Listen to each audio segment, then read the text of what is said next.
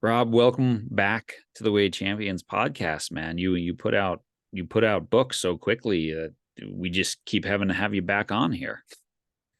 If that's quick, man, I hate to see what slow is, man. It doesn't feel quick. Well, I talked to Dan Coyle and he's like one book every 8 or 9 years, and I'm like, well, I hope I can beat him. But this has got to be, I think it's at least the third time you've been on with Puke and Rally, Yeah. and no one gets there alone. And I think the first one we talked about, Hinge and these sort of things. So we've talked about a number of your books for sure on here. Yeah. No, I appreciate you having me on, man. It's I think all about when I'm writing these, I'm like, man, I'm going to be on John O'Sullivan's podcast. So you better be dialed in. Yeah. Well, before we kind of dive into this new book, why don't you just kind of talk about how your world has changed and what you've been up to, personally and professionally, since, because I think the last one was pre-COVID. So, Yeah. Jeez, man. That's, and now like life, um, it just seems like, man, it's so fast, right? Like 2016 is now kind of like back in the day. You know what I mean? So even my frame of reference is skewed because everything is like pre-COVID or post-COVID. mhm. You know what I mean? And um, you see like how the shift sort of happened a lot with coaching. So it was just a lot through COVID and that experience. A lot more one-on-one coaching with high-profile athletes and executives really came out of that, Mhm. which was fantastic. I mean, it was a blessing. I know it was a tough time for everybody, but it just seemed like everything really got ratcheted up a lot, and we were kind of positioned to be able to handle it. So it ended up being a blessing with that. Yeah, that's great. And you're still doing, for those watching the video, I've got golf pictures behind you. You're still doing some caddying, working with pro golfers as well, correct? Yeah, yeah, absolutely. That's always the staple of it, man. Working with my pros, you bet. Yeah. You've got some just I know in the new book there is I'm always fascinated about the role of the golf caddy, right? Like this is your potential, like there's not I don't think there's other sports where you have your quote coach in your ear the whole time you're competing, and you talk in there about the timing of your coaching, Yeah, that it's less important sometimes what you say than when you say it, correct? absolutely, absolutely. And that's where I think like the best caddies, like great caddying is about great timing. And Hmm. I think it's the same thing kind of with parenting as well, right? Like great parenting is about great time. And if we're hitting somebody with some information that's down the road, now we've often, I think, just said it just to get it off our plate so we don't have to think about it anymore. But now they have to deal with it and they have to process it when it's and so much of life is about timing. And that's where Hmm. I think like the great caddies, they just have impeccable timing. They know what the athlete is thinking and they say it like even before they're getting ready to anticipate it. Hmm. And I mean, it just equates so much to parenting as well, don't you think? Oh, I mean, this is life. It's the boss at work. It's anyone managing people. The right thing at the right moment can change a life, and the Mm-hmm. wrong thing, or even the right thing at the wrong moment, can change it negatively, you know? Yeah. Yeah, absolutely. Yeah. So, I'm curious. I want to pick apart the golf caddying thing for a bit. Sure, man. Have you ever screwed up, like, and I think we'll screw up 2 points, like a technical screw up where you touched the ball or did something wrong that cost a player a stroke? When caddies make mistakes, it's not just one stroke, it's two strokes. Okay. Yeah. Okay. So yes, I have caused my player two shots, and that was when he was playing really, really well. And it was the very first time I was ever caddying. And I mean, and I'll talk about it a lot of times when I'm speaking. But I mean, he tosses me the ball, and I grab the ball and just clean the ball, and it drops in the bag. I reach out and grab it to him and toss it to him, makes the putt. Yeah. I mean, he's in first place, Yeah. and I handed him the wrong golf ball. Yeah. And the rules of golf are very specific. At the end of each hole, you can do anything you want with the ball, but you have to start and end each hole with the same ball. Right. You also have to call penalties on yourself. So we call the rules official over, two-shot penalty, and we've got 9 more holes to go just in that day. And that was such a hinge moment in my life because of, he didn't, if he reacted in that moment, he would have fired me. So get out of here. Somebody else, like, how Yeah. can you make such a dumb mistake? And it was a very, it was a pressure moment, Mm-hmm. but he didn't. He responded. And the way he responded was allowing time to his advantage. Mm-hmm. So probably about 45 minutes passed before he even said anything to me, because he had to process that and basically Yeah. said, like, look, we're going to get that shot back, but I need you to be engaged. I need you to stay with me because I need you. Yeah. And So he was actually coaching you in that he was moment coaching me through it. up, man, coaching me up. You bet. Because I mean, there's something about that, like, right, as the caddy in that moment, you screwed up, and yet you don't have the ability to fix it. Only he did. Mm-hmm. Right. And it's, so it's like, yeah, I totally understand why you'd be down on yourself, why you would be just devastated that, I've actually negatively affected someone's performance in a very, very tangible way. Right. Um, and golf's funny like that, right? I mean, we see people screwing up all the time, even the golfers or even the rules officials getting it wrong. Mm-hmm. And it's a pretty, but I think that's one of the cool things about golf is you got to call the penalty on yourself. Yeah. It's interesting because, I mean, it equates to life as well. And like, I'll tell my kids a lot of times, look, when they make mistakes, um, you just have to know daddy isn't gonna react favorably. Okay.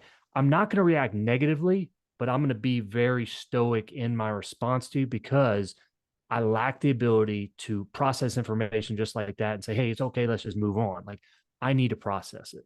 Yeah. And so when I'm coaching them up, like on mistakes, like, I don't want you to keep on saying, I'm sorry, because it keeps rehashing it. It does us no good. I will move on as long as you're moving on to it, and we'll address it later, no matter what it is, but Hmm. it's like, I think even coaching them up on that, I wish I was different. I really do, John. I wish I could be like, hey man, no problem. Let's go next play. I lack the constitutional ability to do that. Like, I need coaching in that regard. And so a lot of times it's just being able to let them know, like, look, dad's not upset, but I need to process it and work with it. And you don't want to be like right in my space, because I'm going to infect you with my negativity or my moaning or complaining. It's just how I am. But it's like, the more and more we can communicate that, we know where the bodies are buried. That's where I think we can do a better job of being able to handle that adversity and setbacks. But I think that moment of parenting or coaching or caddying or whatever is the ability to say, I am not emotionally, cognitively capable of giving you feedback in this moment is especially in parenting is an incredibly powerful thing. Or especially in coaching, to say to your team after a tough loss or a moment, you know what? Let's just go home and think about this, and I'll see you in practice on Monday. Mm-hmm. And we'll watch some film and we'll talk about it then. That's an incredibly, because I think athletes have been raised and are sort of waiting for, you know, the coach to come down on them. And kids are used to, getting in trouble in the moment for breaking a rule. And so that ability to say, you know what, I'm not capable in this moment of having a good conversation about X, Y, and Z. That's powerful. That's a really Mm-hmm. powerful way to parent, as long as you have that communication and you say that, right? Because Yeah. by the same token, you turn and walk away because you can't have the conversation. And then your kid goes, oh my God, dad is pissed. Right. He didn't say anything. Yeah. And that's where it's like, and especially like the conversations with athletes, I like asking them, how do you like to be coached? Hmm. Because I think and I say this one a lot, but I'll get like these important documents that says this page left intentionally blank, right? Hmm. And as a kid, I'm like, why would it say that? I know it's blank. Well, Hmm. imagine if there was something really important in there and we missed it. So they are letting us know, hey, in advance, just so you know, nothing important was on this page. Hmm. Well, that's a lot of times how I think, even talking with athletes, how is it that you like to be coached? Like, what are the triggers for you? Because you have to know, hey, this page is left intentionally blank, because there will be times that I'm just going to be quiet. We got to just kind of sit with that and deal with it, and we'll approach that stuff later. But in the heat of the moment, that's not the best time for us to be having a dialogue. It's when we're cool, calm, and collected, and that's where I just look at. That's where I'm always trying to get better in those, because whenever I react, it's incorrect. 99% of the time when I react, it's incorrect. So about using the most precious resource to our advantage, man. That's time. When we use time, we get perspective from it, we can get significance from it, and we can only do that through time. So it's about using that to our advantage. And then I Yeah. think we can bond. Yeah. And that would be a great segue to discuss your book, which is really about time. But I'm not going to do that yet because I still want to unpack this a little Yeah, further. man. Um, because I think there's also times and I'm just going to use the word coach in this moment when you're caddying or whatever, where they're looking to you to say something and you have to say something in the moment, Yeah. right? Have you had those moments where you've said something and gone, man, I wish I could take that back, or and by the same token, give you the chance to say, yeah, I said something and it worked out great. Yeah. Both have happened. Yeah, Both have happened. And I think a lot of times, because we don't know like what the adversity is going to be out there, right? right. That's the thing. We don't know what the situation is going to be. So I think a lot of times it's being able to plan ahead in terms of, okay, if this happens, this is going to be my response. This is my pregame response. And I think a lot of times it's just being able to play that out and say, okay, knowing your player, this is where, again, the bodies are buried. This is where I know the tendency is going to be. Mhm. A lot of times there's not going to be any time that we say anything. It's just moving on, dealing with it. But yeah, there will be times. And I always like to kind of have that already planned in terms of, and then you can kind of tweak it. Yeah. I don't like to just wing it. Sometimes the emotions get in there and then it's just relying back on the training, right? Like how many times have you given talks? You know what I mean? It's like you can refer back to that. It's Yeah. back there in the file somewhere, and to be able to use that at the crucial time, it's just getting back to trusting the training that we've done throughout our whole career. Yeah, and that's such a great point because we had Jonah Oliver on here who does a lot of psychology work in the golf world, and his comment was, we often talk about, oh, you look confident out there, and he's like, no, you look competent out there is what we saw, and competence only comes from training, Mm-hmm. training yourself externally to execute the techniques and the skills, but also training yourself internally to have the capacity to deal with mistakes like your caddy giving you the wrong ball or hitting the ball in a pond, right? Right, It's right. just it's still a mistake no matter what, and it's being able to respond to that Mm-hmm. is going to determine. I mean, I think that's for me the most impressive things about professional golfers compared to hacks like myself is they rarely hit two bad shots in a row. Absolutely. Yeah. And that's one of the things that I will even tell really good golfers. I said, try to hit two bad shots in a row. It's really tough for you to do. Yeah. It is. I mean, and even just having that, like, gets those, when you hit the bad shot, you're not going to hit it again. I mean, you've already auto corrected Hmm. as long as you have the presence of mind to be able to move on from it, right? If you keep ruminating about it and, perseverating about it, which can happen, start playing golf swing, well, yeah, then that can happen. But now we're getting away from our training and trusting it. Yeah.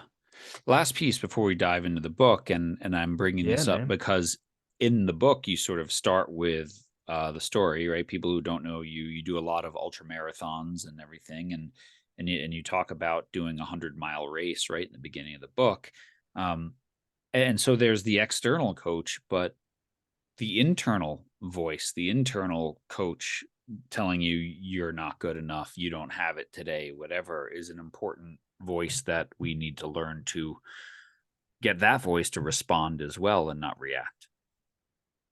Oh, it really is, man. And that's where I look at it. It's like, uh, what's the one quote? Like, the way we do anything is the way we do everything. I like taking quotes and kind of picking them apart. Yeah. I think it's really tough to have these conversations with yourself only in the heat of the moment when it really matters. I think we have to take every thought captive in the non-stressful environment. So when we're going out through our day, what are the negative thoughts that are popping in then, right? Yeah. Are we able Yeah. to capture those? Because all that's going to change is it's going to be negative, but it's going to be in the heat of the moment when we don't want that negativity to be there. So we have to be able to capture that instead of going down that spiral of, man, not in a good headspace. And here's why, and here's what the trigger is, and to be able to spot inventory it. If we can't do that in everyday life, we're not going to be able to do it when it really matters the most. And that's the part where I look at how we're doing this in everyday life. How we do everything is how we do anything. Is that's the time we have to start working on it. Yeah, and I think your point also is, and you get the reps, get your reps in less stressful situations, not just in the most. I mean, you'll never know how you're going to handle a burning building until you're in a burning building, but you can, this same idea of you fall to the level of your training. Well, how many reps have you given yourself? And it doesn't just have to be a sport specific. I mean, whenever we encounter difficulty in life and relationships and work situations, those are reps on what's your internal voice saying to you right now. And if it's not helpful, how do you shut it off? How do you clear your head? I always like, we use the analogy sometimes with live groups, like we'll pour some water in a bowl and some water on a table, and we'll take a sponge, right? And we'll soak the sponge and then have someone come up and be like, all right, soak up that water on the table. Oh, you can't, because the sponge is full, right? Now wring it out. Now soak it up. There goes the water. You got to learn to wring out your brain. You got to learn to wring out and clear that. And now you can take in what's happening around you. Yeah, exactly, man. Yeah. So talk about the new book. I can't wait to be patient. It's a pretty interesting title. So why don't you unpack that one first for us? Man, that title came, from those that know the golf community, like Scott Stallings, working with him, a dozen years ago, and he would always kind of say it, can't wait to be patient, can't wait to be patient. It became kind of a running joke between us, right? Mm-hmm. It was like all the work that we're doing right now, it is going to pay off. We don't know when it's going to pay off. Mm-hmm. And so we would just kind of say that. And that's the thing about life too, right? I believe life pays you back. No question. Mm-hmm. We just don't know when it pays you back. Mm-hmm. We want it to cash out now, but it might be a couple years down the road. Right. And so that was what we played on, and always just remembered that is, man, just can't wait to be patient. Yeah. And the fastest way to get there, though, right? Like we're designed to get from point A to point B as fast as possible in everything we do. I don't know if you ever punch it into ways and then, no, I'm going to take the slowest way to get there. We don't do it, right? Even when it says, avoid tolls, like, no, screw it, we're still going the fastest way. Oh, I'd rather pay the toll. And so it's like, it's on that concept of time, the most precious resource that we have. And there are definitely times that, we need to be doggish, we need to be urgent, but then there are the times, and that's the part of knowing when the difference is when we need to be patient. Mm-hmm. And I like that idea, because we want to cash in now, and yet at the same token, we know that the best things that we do in life, rarely do we cash in immediately. Number one. And number two, it's having the resilience and the belief and the faith, let's use the word faith, that this will pay off, right? Mm-hmm. Every team that I work with, that you're 6 months, 8 months out, you have to have faith that all those early mornings in the weight room, all the extra reps of doing things right, you have to be willing to do them all, and knowing that you still might not win. Yeah. And that's one of the things. I mean, some battles are worth fighting, even if you lose. Mm-hmm. I believe, like, are you willing to go down that path, even if you're not going to get the payout? Mm-hmm. That's the question we got to ask before we're going down that path. Mm-hmm. And that is one of the components of patience, is assurance for a better future. Mm-hmm. Where does that hope reside, though, right? Where does that hope come from? Because it's interesting in how many people think that they're going to be a professional athlete? How many people think that they're above average intelligence or above average driver for that? Mm-hmm. How many people, entrepreneurs starting their company, fail within 6 years? So yeah, they had confidence, but where is it rooted?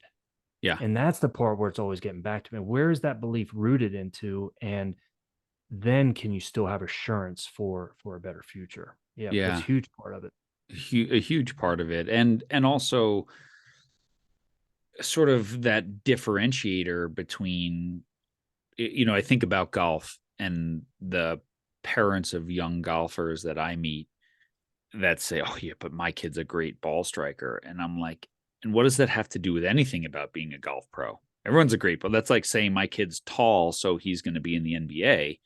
Mhm. Like, no, it's not even a differentiator, right? There's so many other pieces as well. And we have a youth sports culture, certainly, that as well as I do, that's in such a hurry to see the result that we've totally lost sight of the process, haven't we? It's not who gets there first. It's Yeah. who can get there and stay there. Yeah. And what that takes is patience, Hmm. the ability to withstand the adversity, the setbacks along the way, and still remain patient for it. And if you can master that skill, because this is the thing, John, it's like I rarely come across many dogs, and I'll call them like successful people that would say, "Yeah, man, I'm really, really patient." Like they're not. Hmm. I don't think like you need it necessarily to be successful, but you need to have patience, I think, in order to be able to enjoy it, because we always talk about the journey, the climb.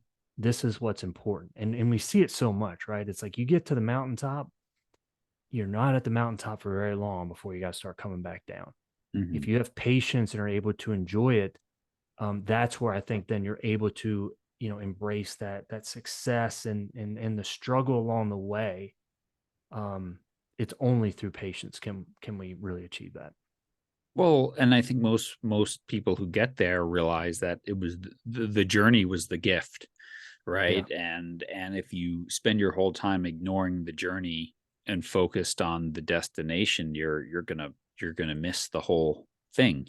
Instead of saying, what are all the things that are happening now that, especially in sport, right? Which Hmm. realistically, the amount of people who make a living from sport is so astronomically small that going into it with that being plan A and the only plan is crazy, right? And so it really is, what are all the things that I'm getting from this that then I will use in other aspects of my life, like we've talked about, dealing with adversity and learning from those difficult moments. And I think, like you said, being patient in in letting this develop. And if I have patience, then I accept the losses, I accept the Right. disappointments.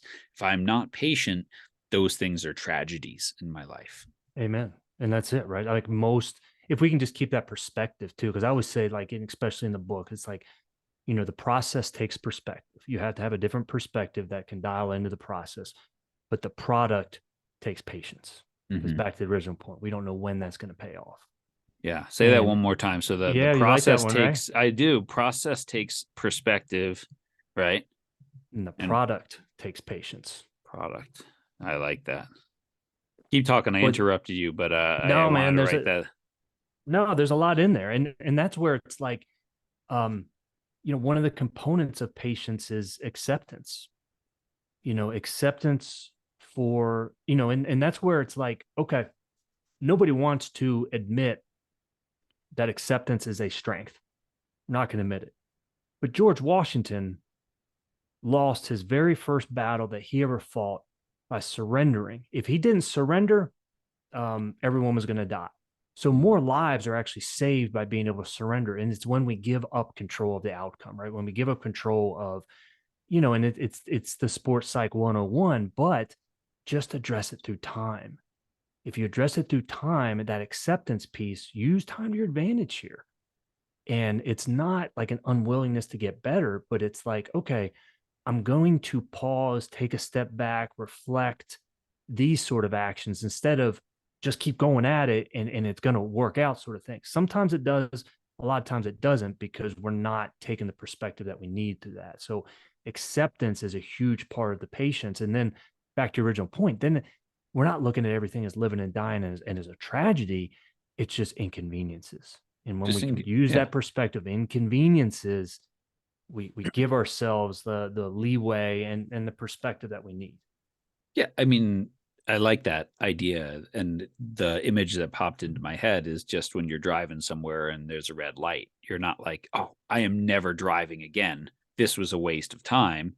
It's like, no, that's just inconvenient. But we have those mornings where we're like, God, I hit every red light. Well, that happens sometimes when you're playing golf or playing soccer or whatever. You Yeah. you hit a lot of red lights, and if you have that perspective to go, "Hmm, okay, like that's okay. What did I Mhm. learn from all those red lights? Maybe I shouldn't leave my house at 8:40 in the morning. Maybe I need to give myself more than 10 minutes to get to a place that's 15 minutes away." Right. And then that's the part that came out in this book is I think like you have to be urgent towards the important, right? The Mm, important urgencies in life. There are mhm, those that are important, and you have to have a sense of urgency towards what you're doing. If you show up at practice, it's not a big deal, going to kind of go through the motions. You're getting worse, right? right. And so you have to have a sense of urgency towards that which is important, but only towards that which is important. If you have a sense of urgency towards the unimportant, as in getting somewhere faster, that's really in the big scheme of things, it doesn't matter whatsoever. But if you have a sense of urgency towards that, now what happens is now we have a sense of urgency towards everything. Mhm, And now there's no meter in terms of when can we, throw it neutral, be cool, calm, and collected? When can we reflect? When do we need to just think, pause mhm, instead of just always keeping the head down and the foot on the gas? I mean, you can mhm. redline it from time to time, but if you have it redlined, the engine's going to blow. Yeah. And that's the part where I look at being stressed and overwhelmed and busy so much. Busy is the illusion of control. We Mm. love being busy, man, because who wants the idle time? And you And need to what's be, that quote like? Don't confuse busyness with achievement. Is that John Wooden? yeah, Right. John Wood, man. Yeah. Do not confuse action Ac- for achievement. Activity for achievement or Yeah. whatever. Yeah. Yeah. I kind of say in the book, I said it's action without traction. You can stay busy all day and not get anything done. You can Mm-hmm. practice and not get anything really accomplished. Mm-hmm. And that becomes then, a threat to Mm-hmm. their sense of urgency. And so Yeah. it's a real balance. And that thing is like what I'm trying to work on is not being urgent or have a sense of urgency towards that which is unimportant. And then we Yeah. figure out, okay, well, what really is important? Mm-hmm. I want to keep exploring that because you do talk a lot about urgency, sort of in part one of the book, and I think it's really interesting. Um, as a parent and highly involved in youth sports, and I know you're a parent as well, um, you see this urgency in that we treat kids' sports as this is all over by 16 or 18. So if anything that doesn't go well right now is an absolute tragedy, right? Instead of especially right, you're still running. I mean, heck, play golf, whatever. Like most of these sports, maybe outside of tackle football, you can do till you're 50, 60, 70 years old. But we treat youth sport as that it ends at 18. And how much less urgency would we have or importance on what happens when you're a teenager if we said, well, you're going to do this for the next 50 years. So, enjoy the next 5, but it's only Right. 10% of your time in this sport. What are your thoughts on that? I mean, I totally agree. And I call it, we live on a clock with no hands. Mm. None of us know, and this isn't just about death. We don't know when the last time our daughter is going to be holding our ear, right? We don't know that last time when that game is going to be. Yeah. We don't know when that last bus ride is. We have an idea. We think we do, right? But that's just an illusion. It's not true. Mhm. Mhm. And so what happens is the clock grows legs. And when the clock goes from no hands to now growing legs, now what happens is now there's a timestamp on it. And we've put that Mm. timestamp. Now we look at it, okay, well, there's 2 years here. Yeah.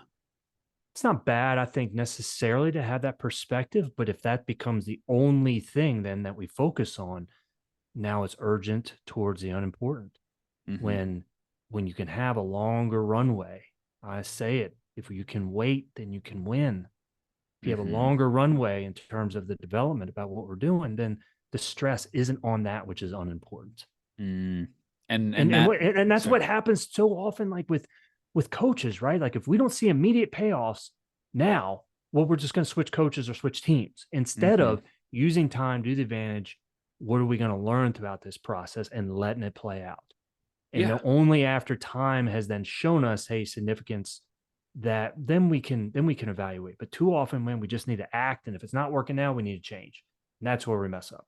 that's totally where we mess up because we don't, because that urgency, then this distinction between that which is urgent and that which is important gets blurred. And you talk Mm-hmm. about that. So maybe unpack that a little more because I thought that was really interesting to read that. Just I like that idea of if we spend our days chasing all the things that seem urgent, we rarely get the things done that are important. Mm-hmm. Yeah, and I mean, even research has shown, man, it's like urgent trumps the importance. Mm-hmm. When studies were done with two different tasks that had, and you do like such a good job, man, I think in your podcast and being able to cite research, I was making sure, Rob, this isn't your idea, right? Like go find where the studies have been done. So two different tasks, one was important, and then one they put a time to it. Everyone gravitated towards that was what was urgent instead of what was unimportant. So even in the regular task in the laboratory, we Mm-hmm. gravitated towards urgent. And Mm-hmm. that's what happens in life, right? What happens when you get that message from somebody? Well, you got to answer right away. There's a sense of urgency to it. I mean, how many executives out there, right, that have code blues, code reds all day long, and all they're doing is putting out fires because Yeah. we haven't blocked the time that I'm going to deal with that now at this time instead of being hit with it. And that's the way our mind works is we're right. I mean, we will jump from project to project without being able to transition well. And then we're stressed and we're overwhelmed because we're not using the most precious resource to our advantage. And that's really what I wanted the book to be about, man, because Mm-hmm. the kids grow up so fast. You hear it in your mind. And if we don't stop and be able to appreciate all those moments along the way, it's going to be gone before we know it. And Yeah. I was always one person, man, that wanted the good times to last a little longer. That was Don't me. I? Yeah, no. I mean, I think we're all like that. And it's funny because we now have a world and technology that constantly puts other people's agenda into the urgency category, Mm-hmm. right? Email is everyone else's agenda, not your own. So if the first thing you do is check your email in the morning, your day just got hijacked by what everyone else wants you to do and not what you need to do in that moment. Our texts go bing when they come in. And I'm always amazed by that because I've never ever like once had a, bing on my text. Like I don't do No, I that. haven't either. And the reason is how could whatever just came in possibly be more important than the conversation I'm having right now? Right.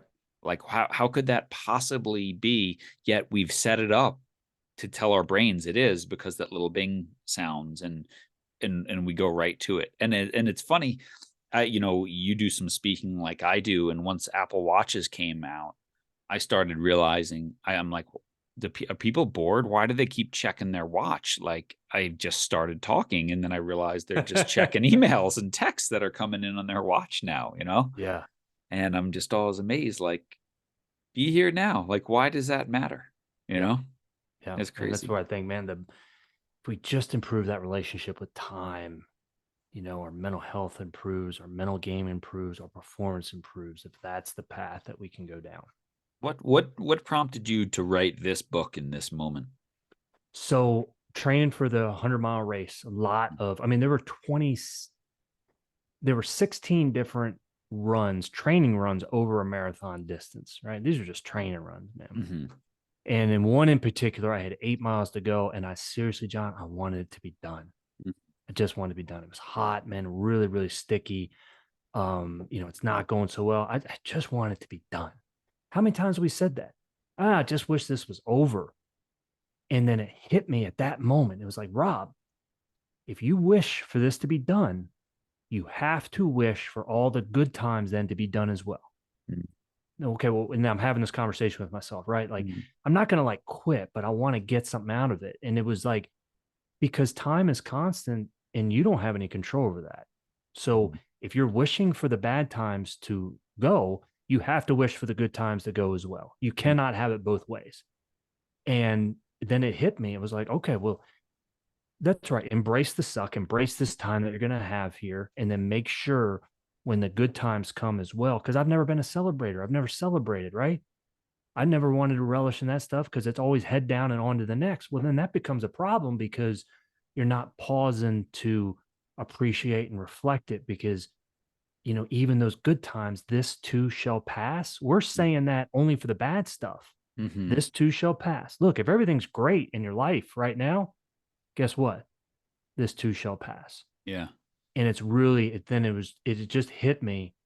And like, that is where this book is going to go. And that was all really just from training and in that perspective of, you can't just be doing this training for, 100-mile race. There has to be more lessons in it than just that. Yeah. And looking at, again, that was where the process takes perspective, and then the product takes patience. Mm-hmm. And that's where it was. It was because time is constant and because we all have it. How is our relationship with it? Yeah, man, I love that, and I just was thinking as you're saying that, how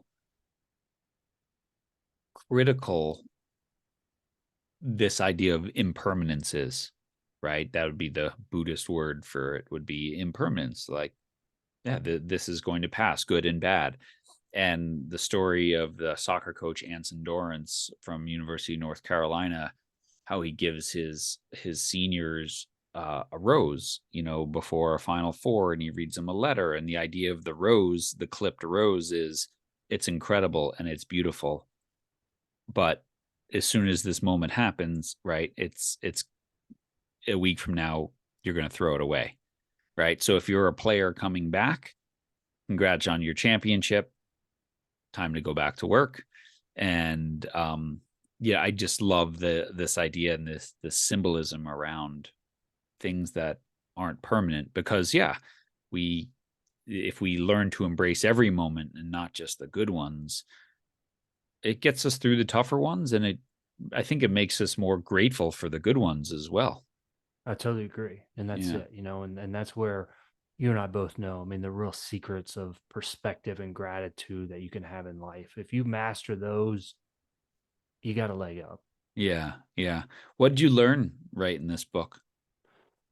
Well, this was, man, you would think this is my eighth one, John. You would think I would get better on the process. It's awful. I mean, it's Especially horrible. It's like, especially when it's a book on the process. I know, man, right? And it's like, it became such a struggle to write it because there was such this bias towards action. Action changes everything. Action is what you need to do, right? You can't read a cake and expect or you can't read the directions and expect a cake to appear. I know all this. We know this. Action is how things get done. You can't just dream about your goal. You have to go out and do it.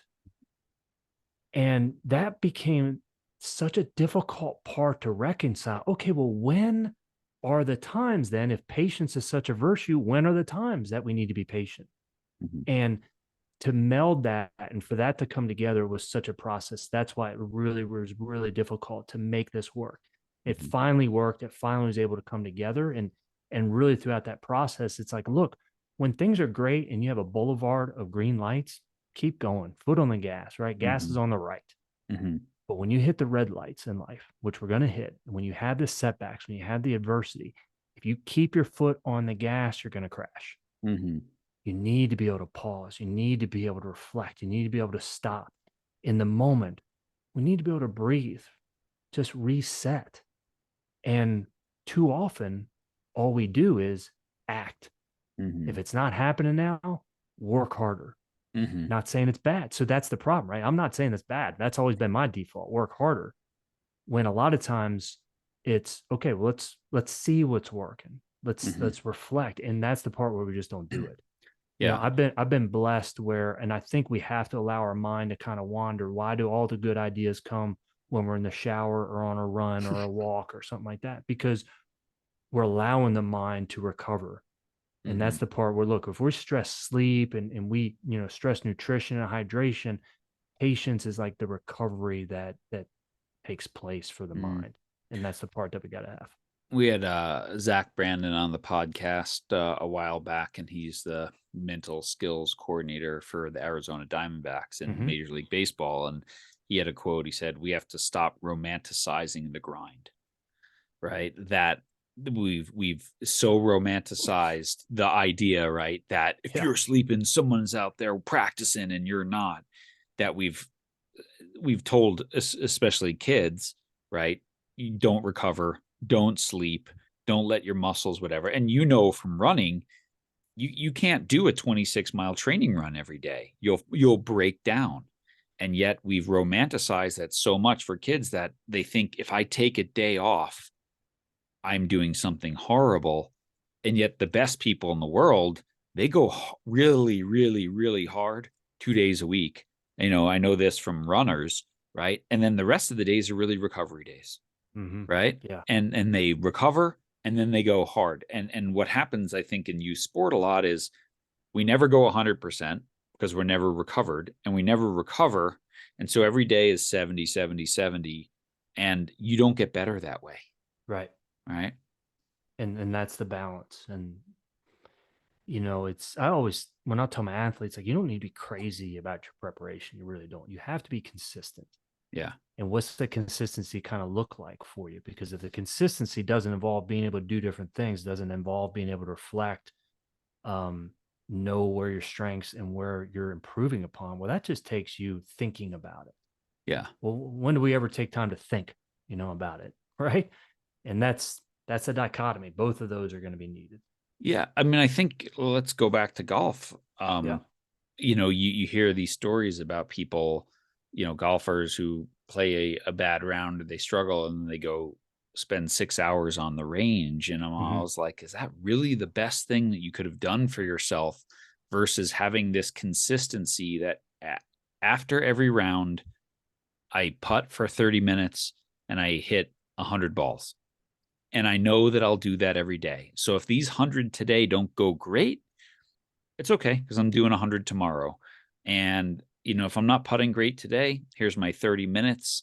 And I know I'll do 30 minutes tomorrow. And I know I'll do 30 minutes the next day. And I feel like that approach stops you from being the panic of like, I can't leave this range until I've figured out my wedge. Right. Versus, no, I hit Yeah. 100 ball. And panic is the nasty side of urgency. Mm, It really is, man. Like, urgency can very go quickly into panic. hmm. And you show me a scuba diver that panics, how that goes. Yeah. You know what I mean? That's a life-threatening situation when scuba divers panic. Hmm. But it happens in everyday life, man, because we're not controlling the narrative, and we're not getting back to our baseline. And if people want, and they're listening, people want hacks, right? Yeah. Well, the hack and the way to exponentially get better is to make sure that you're always practicing when the practice is over. Like, if you can practice, and again, it doesn't have to be a 3 hour session, it can be 15 minutes, but if you're doing that every time, that's the best time to practice because you already have a feel on it. And Yeah. now you've built the habit of doing this every single time, good or bad. This is how I decompress. Now you've exponentially got it because no one ever practices after the competition. Yeah. Doesn't have to be anything drawn, but that's how you get exponentially better. Yeah. And those little bits that don't break your body down, that don't uh cost you sleep and recovery time, they accumulate, right? And pretty soon, after 1 week, you've got that's one extra practice if it's 15 minutes, right? And after a month, that's four extra practices. And pretty soon you do those things long enough, they accumulate, and it doesn't cost you rest, it doesn't cost you recovery, it doesn't prevent you from getting proper nutrition. And pretty soon, like you said, that's that patient, that's the kid that just seems to get a little bit better every year and all Mm-hmm. of a sudden is better versus the one that shines brightly and then collapses. Yeah. And that's just the using time to your advantage. Mm, The more and more I get close to it, John, it's just like, because people know that, right? I mean, wealthy people are using their money to buy more time, mm, one way or another, right? Like, you get a virtual assistant, or we're going to get somebody to cook, something like that. It's so we can have more time. it's the most precious resource we have. And there's time management, stuff like that. But man, you don't manage the time. It's about proving your relationship with it. Mm-hmm. Mm-hmm. And I mean, something like 15 extra minutes after every practice is very manageable. Right. It's not so massive that you're like, I can't do that today. Right. It's not this Yeah. big daunting thing. It's the same thing. Like if we think about it, like, so the compound interest, Yeah. that's how wealth really gets made, right? Well, if you start investing when you're the age of 13, and if you do $15 a week, you're going to be a millionaire by that time you're 70. Yeah. If you wait till you're 23, now that's doubled. If you wait Yeah. till you're 33, that's quadrupled the amount that you have to do. So it's just about doing the little bit. Same thing with practice, right? The compound interest of you taking that extra 15 minutes, exponential difference. Yeah. Yeah. Without all the detrimental side effects of grinding and grinding and grinding and grinding. Yeah. I mean, $10,000 in Apple stock in 1980, 14 million today. Mm-hmm. Now, you'd have to be clairvoyant. Okay. So Mm-hmm. let's just say we took 10,000 and put it in the index. Mm-hmm. 10,000 at that point, still over $1 million. And Yeah. what was it? Just using time. And Yeah. that's with the stock crashes of the 80s, the .com bubble, 2007, 2008, whatever COVID was and all that. Still 1.4 million. Mm-hmm. Mm-hmm. From what? From time. From That's time. how powerful it is. Yeah. Yeah. Um, any other last takeaways that you want our audience to kind of get from our conversation, and then we'll talk about how they can find the book. But Yeah, and I appreciate it, man. yeah. So I kind of mentioned it, right? Like I do not have a patient personality. Now I'm a dog, John. I'm gonna admit, man, like, I Yeah. love working. I love getting after it. That's not a problem. I Yeah. mean, look, man, do 100-mile races, right? Like, yeah, I gotta be a Yeah. little bit off, Yeah. but I'm not patient. I'm really not. And I came across there's a patient personality. And if everyone's taken the Myers-Briggs, right? I assume so, right? Like it's probably the most popular one. Problem is nobody remembers what their letters were and all that. I mean, ENFJ. Well, what's that mean? Yeah. So the best part about the Myers-Briggs is that can actually show you if you have a patient personality or not. Mm-hmm. And it all comes back to the last letter. J's, right? Mm-hmm. J's are very structured. They're planned. They like to have a plan. Mm-hmm. And the reason why I'm not patient is because I like to have a plan. Mm-hmm. And what happens is my wife comes in and says, honey, like you want to go to lunch. It wasn't part of the plan, John.